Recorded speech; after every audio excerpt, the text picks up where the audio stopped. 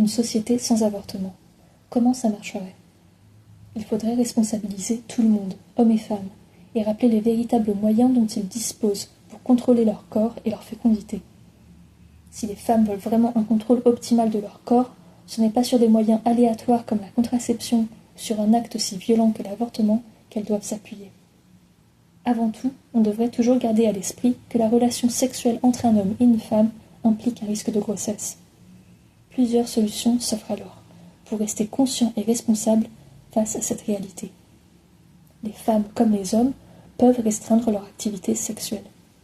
On peut pratiquer l'abstinence et éviter complètement les périodes d'ovulation. On peut aussi décider de n'avoir des rapports sexuels que lorsqu'on est plus âgé, plus mature et plus à même de gérer une grossesse. On peut décider d'avoir des rapports sexuels que lorsqu'on est dans une relation stable et engagée, dans laquelle on s'est préparé à une potentielle grossesse.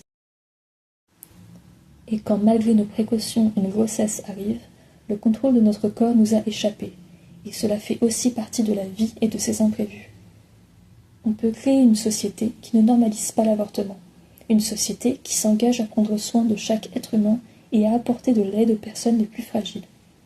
On peut encourager une culture de vie qui donne envie à chacun de valoriser la vie humaine et de s'entraider, pour que nous puissions tous vivre avec dignité. Le contrôle de son corps passe avant tout par ces mesures de bon sens. Le contrôle de son corps ne dépend pas de la prise de pilules miracles ou de l'avortement. Le contrôle de son corps passe par l'éducation, par la connaissance du corps humain et de son fonctionnement, et par les choix éclairés et réfléchis que nous faisons dans la sphère intime. Responsabilisons-nous. À notre époque, nous en avons largement les moyens. Tout ce qu'il nous faut, c'est de la volonté. Peut-être le sort effroyable de ceux qui sont avortés peut-il nous insuffler cette volonté.